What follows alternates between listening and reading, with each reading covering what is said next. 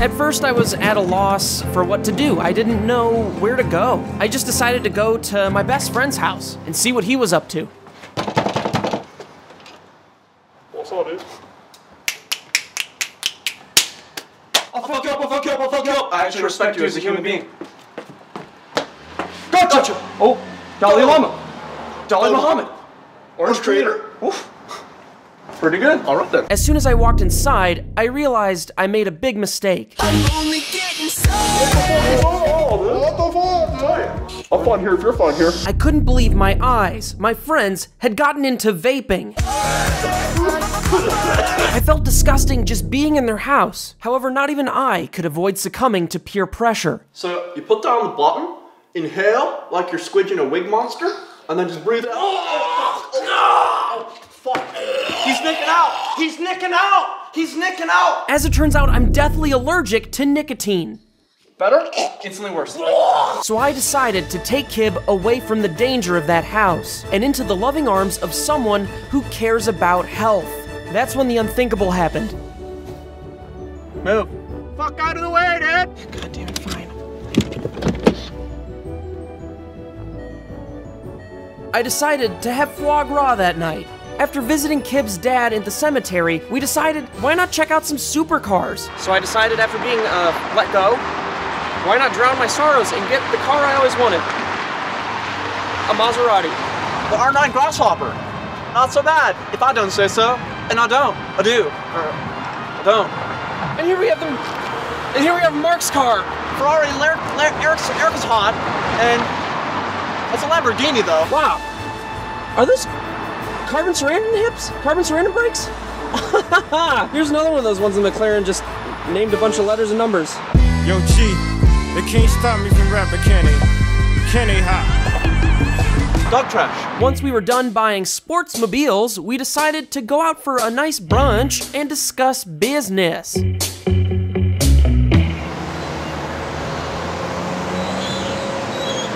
Well, why don't we go on in? You know, there are a couple places in the world that make me feel better than any other place, and this one in particular is just okay.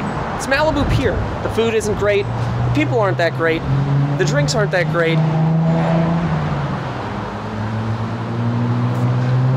All this walking was nicking me out hard. I was still feeling the repercussions of the nicotine from earlier.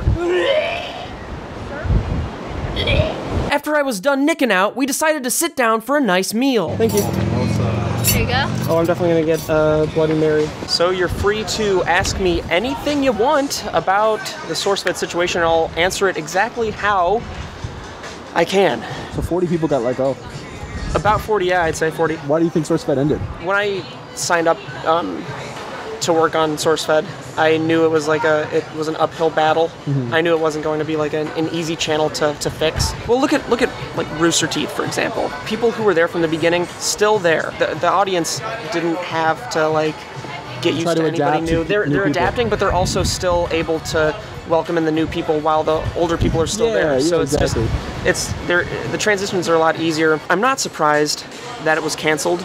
I'm surprised how soon it was canceled. I mean, every year people would talk about like, oh, this might be the last year that SourceFed's able to, if we stay on this downward path. But I don't think anybody actually believed that. You know when you have a dying grandparent and you know that they're on their way out, but you want to just see it through, and then maybe there's a chance you can keep them alive a while longer. Connected to a machine, most likely. Yeah, we were attached to a machine, and someone was just finally like, this bitch is old. There are jobs that I could probably take at this point, but I do want to work on my own channel. The only issue is like when I'm out on my own doing YouTube, freelancing, Alyssa's at like a real job all day, so I don't have many people to talk to, so I'm gonna have to like talk to as many friends as possible and set up as many shoots as possible, because if I'm like left alone for 3 days, I forget how to socialize. I think one of the biggest issues that led to SourceFed ending wasn't just the old hosts leaving. I think what's unfortunate is when you're owned by a parent company that has a hands-off approach, you're provided with great budgets, but not necessarily great advice or advice at all. And I think, unfortunately, in the transition during a merger to a smaller company that isn't goddamn Discovery that has the budget of 1,000 suns, drastic decisions are a lot easier to come to. I don't think there's any one person to blame for the end of SourceFed. Granted, it would have been nice to see what happened in 3 or so months, because it did seem like we were on an upward path, but the more time I spend thinking about it, the more I realize that maybe it was just time. But then there's that other part of me that's like, oh, you motherfucker, which I think is totally understandable. I got a text right now from Melissa, and it said, congrats on 800K, my sweet fish man. Love you, Teebs. So I just want to say a brief thank you to everybody from SourceFed who probably just came here. If they enjoyed me on the channel or something and they came to my personal channel to just see if I am still alive or to keep up, I'm here. Even though it's pretty sad with everything happening, this is a nice little pick-me-up. But so's this as well. And just like SourceFed was canceled, the nicotine from earlier canceled out my blackout. I remembered the rest of the day.